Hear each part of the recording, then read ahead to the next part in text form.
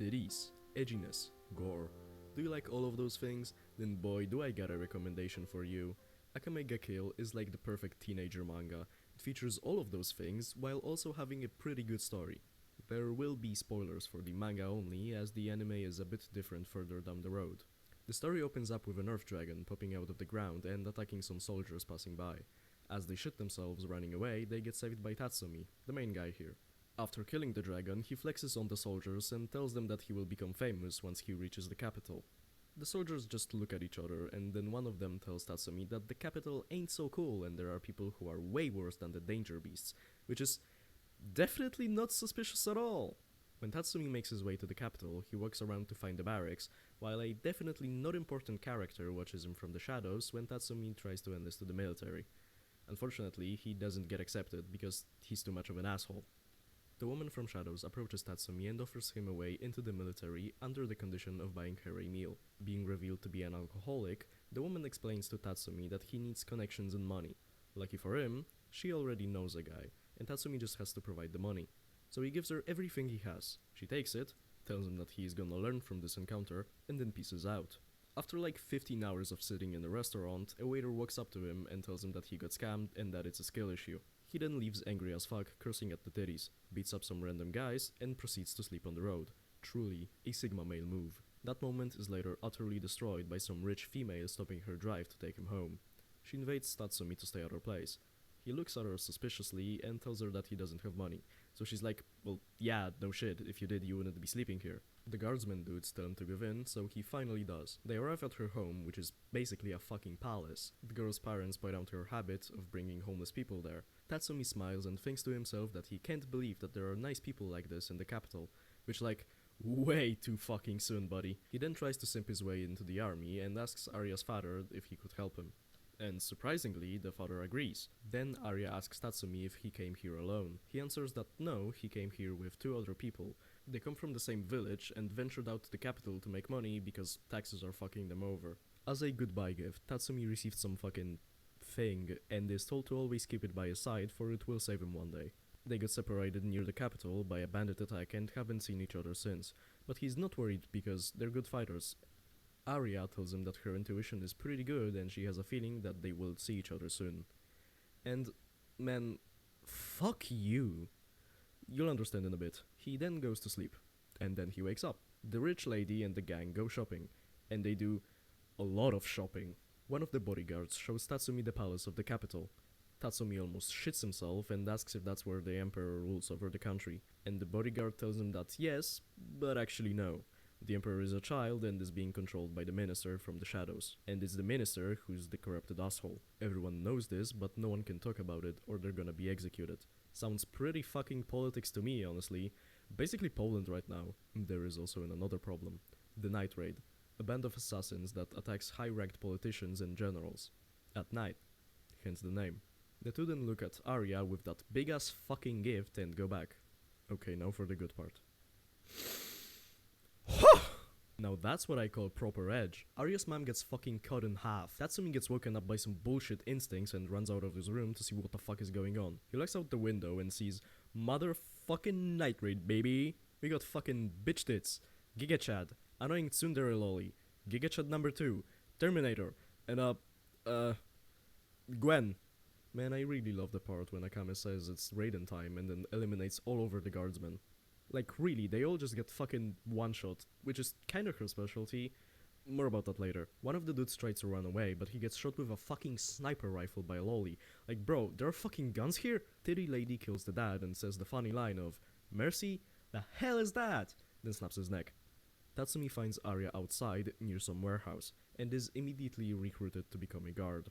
Then Akame fucking teleports in, then is like, "Hey yo!" Then dashes onto Tatsumi, calls him not a target, jumps over him, and pokes all the other guards to death. Then, as she gets ready to kill Arya, Tatsumi joins in once again and tries to protect her. They exchange some words, which goes on a bit like, "Bro, fuck off, I don't have to kill you. But you want to kill her, right? Uh-huh. The fuck you mean, uh-huh? If you don't move, then I'll have to kill you too. I ain't no pussy, bring it on." Then I will eliminate. Ah, shit. But then Bitch Tits walks in and recognizes Tatsumi and watches the fight from distance. Tatsumi and Akame proceed to try and stab each other, until Akame wins the duel. But Tatsumi comes out unharmed because of the bullshit Ex Machina fucking relic thingy, and the only thing I could think about here is why the fuck would you sleep with it? But seemingly Akame didn't think about it at all and just charges at him again. But is once again cockblocked by Boobs, who wanted to pay back for the scam. She walks forward to the warehouse and says, "My guy, you told us not to kill an innocent girl. But is she really innocent?" After looking around for some time in terror, he finds Sayo, one of his friends from the village, tied up and covered in cuts, and missing a leg. She was dead. Tatsumi looked at her terrified. Arya tried to run away, but was stopped by Leone. She tried to lie that she didn't know that this was happening, and that she didn't do anything.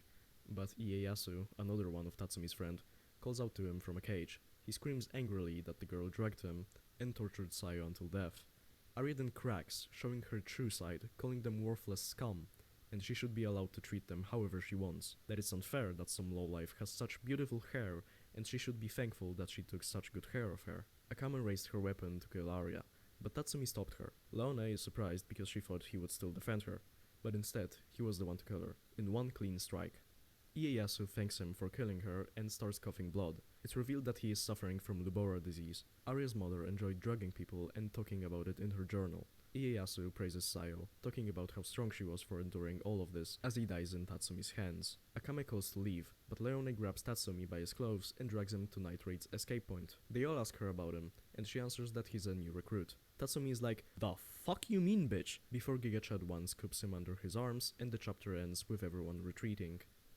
A lot of stuff happens in the first chapter, and I can say that it's always like that.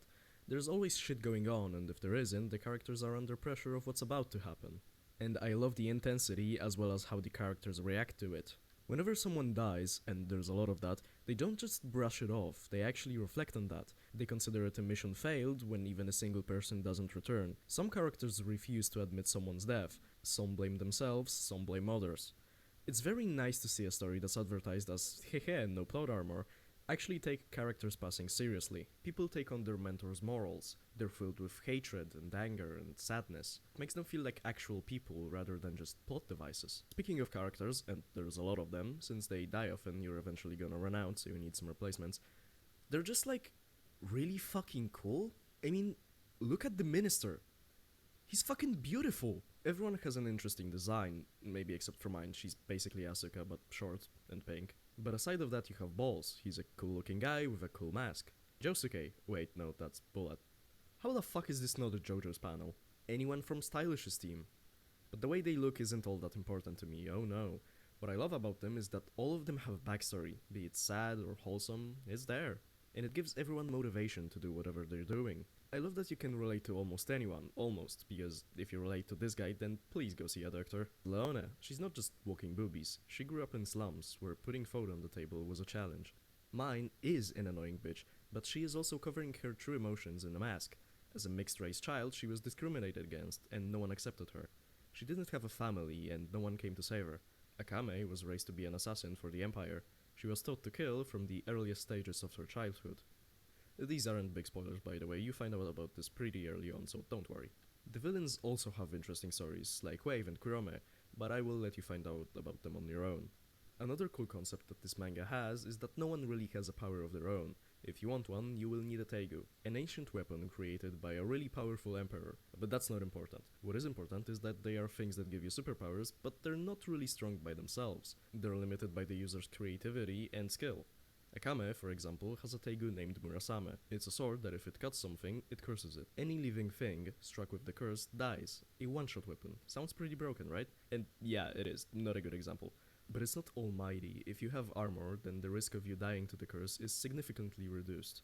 And if you fight something that's not necessarily alive, which she does, then its power is useless, and it's just a normal sword, so you need to know how to actually use one. Mine's Pumpkin is a gun that works in a really weird way. The more danger she's in, the more powerful the gun becomes, so she purposefully puts herself in unfavorable positions to get more firepower. Lubbock's cross-style allows it to manipulate threads made from a dragon, so you can make wire traps and alarms, but you can use it in combat as well, and the way he does it is just incredible. Domimomi Ice Hitler's Teigu, I don't think it's named anywhere, allows her to create and manipulate ice. While, yeah, she does do the ice spike shooty thingy, that's not where she stops. She makes fucking ice cavalry. How fucking cool is ice cavalry, man? It moves! She does way more cool shit, but it's kinda plot relevant, so I won't talk about it. I have watched a few episodes of the anime as well, and the start is mostly a good recreation, but in the end it diverges into a very different story. If you liked the video, then please leave a like and subscribe, as the dopamine hit from seeing the numbers go up is better than what I'm told sex is like. And don't forget to have a day.